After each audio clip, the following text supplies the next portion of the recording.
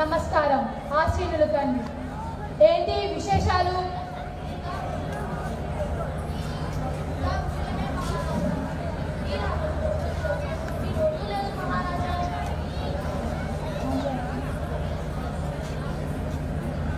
మరేమనుకున్నారు మేమంటే?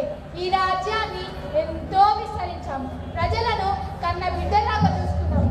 మాకంటే గొప్పవారు, తెలివైన వారు భూ ప్రపంచంలో ఇంకెవరు ఉండరు. మీరేమంటారు మంత్రి గారు? నిజమే మహారాజా. కాదంటే ఆయనకు ఎక్కడ కోపం వస్తుందో ఏమో. వారే తెలివైన వారిని చెప్తే సరిపోతుంది కదా.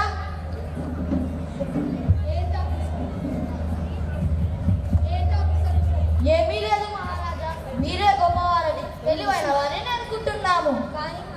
కానీ మహారాజా,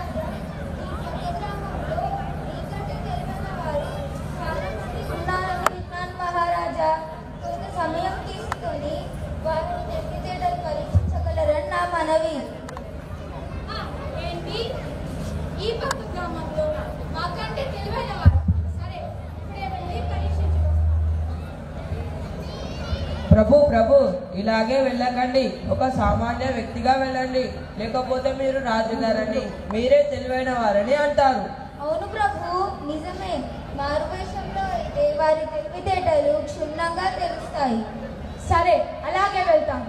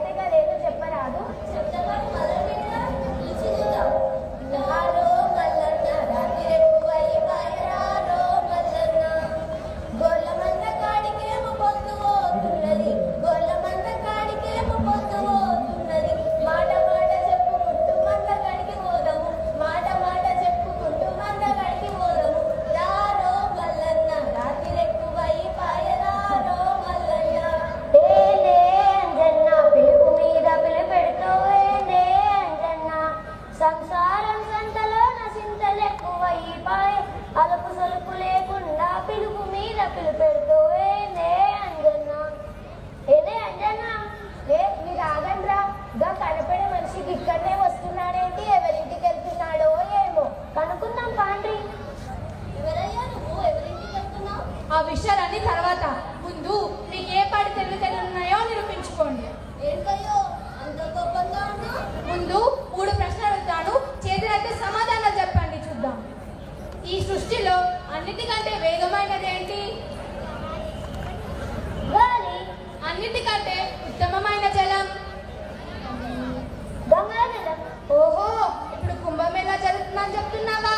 గంగా పవిత్రం కదయ్యా. అన్నిటికంటే ఉత్తమమైన పాన్పు? చందనపు కట్టెలతో చేసింది. భలే భలే, నా మనసులోనూ ఇవే జవాబులు ఉన్నాయి. ఏంటి అంతలా నవ్వుతున్నారు? వాటికి వేరే సమాధానాలు ఉన్నాయేవయ్యా, అందుకే నవ్వొచ్చింది. అలాగా? ఏంటో అవి మాకు తెలియనివి. ఈ సృష్టిలో అన్నిటికంటే వేగవంతమైంది మనసు. ఎడారుల్లో ఎండవేళను దొరికేదే ఉత్తమ జలం అయ్యా. ఉత్తమమైన పాన్పు అమ్మబడి. అవును కదా, వీళ్ళు చెప్పేది కూడా నిజమే. ఇంకో సంగతి చెప్పనా అయ్యా, ఇప్పటిదాకా చెప్పిన జవాబులు సరైనవే, ఇప్పుడు చెప్పినవి కూడా సరైనవే. ఒక ప్రశ్నకు ఒకే సమాధానం ఉండాలి అనుకోవడంలోనే అసలు తప్పు. ఒక ప్రశ్నకు అనేక సమాధానాలు ఉండవచ్చు. కొన్నిసార్లు సందర్భాన్ని బట్టి సమాధానం ఉంటుంది. కదంగా పోదాం. అవును కదా, నేను ఇలా ఆలోచించనే లేదే. నేను అందరిలో నేనే తెలివైన వానని ఎందుకు అనుకోవాలి?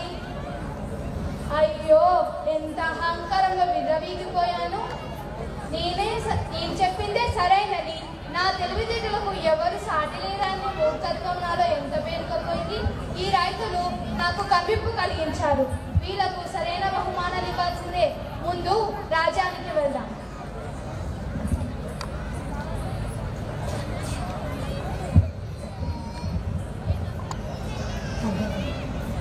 మహారాజు గారు వస్తున్నారు.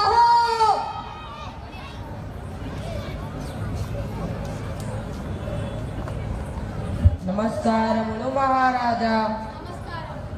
నమస్కారం. ఆశీనులు కండి. మీరన్న మాట నిజమైంది మంత్రివర్య. పక్క గ్రామంలో అంజన్న, రంగన్న, మల్లన్నను సభకు పిలిపించండి. ఎవరక్కడ? వెంటనే అంజన్న, మల్లన్న, రంగన్నలను సభకు పిలిపించండి. చిత్తం మంత్రి గారు.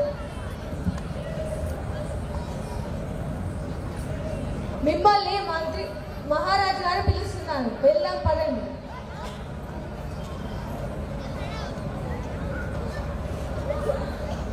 అయ్యో గారు మహారాజా, ఇందాక ఏమేమో మాట్లాడుతుంది కదా మనిషితోని.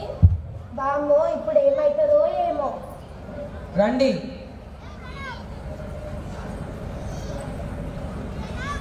నమస్కారం మహారాజా. నమస్కారం మంత్రి గారు. వీలేనండి, నాకు కవ్వింపు కలిగించారు. ఇన్నాళ్ళు నేనన్నది సమాధానం అనే భ్రమలో బ్రతికాను. మీరు సలహా ఇవ్వబట్టి, వాళ్ళు సమాధానాలు చెప్పబట్టి నాకు కవ్వింపు కలిగింది. వీళ్ళకు బహుమానాలు ఇవ్వాల్సిందే. ఎవరక్కడ? బహుమానాలు తీసుకోండి. మహారాజు రండి. మీ వల్ల మాకు మా ఆలోచన దృక్పథంలో కవ్వింపు కలిగింది. బహుమానాలు తీసుకోండి. ధన్యవాదాలు మహారాజా. ధన్యవాదాలు మహారాజా. ధన్యవాదాలు మహారాజా. మహారాజు గారికి జయ హో. విజయ హో. మహారాజు గారికి జయ హో. విజయ హో. మహారాజు గారికి జయ హో. విజయ హో. నేను తెలివైన వాణి అనుకోవడంలో తప్పులేదు, కానీ నేనే తెలివైన వాణి అన్న అహంకారం వద్దు. ఇన్నాళ్ళు ఇదే అహంకారంలో మూర్ఖత్వంలో బ్రతికాను. ఇప్పటికైనా యథార్థాన్ని గ్రహించాను. నాలాంటి వారు ఈ సమాజంలో ఇంకెందరున్నారో. మా ఈ కవ్వింపు నాటకం ద్వారా వారిలో కూడా మార్పు కలుగుతుందని ఆశిస్తూ సెలవు తీసుకుంటున్నాను. ధన్యవాదాలు.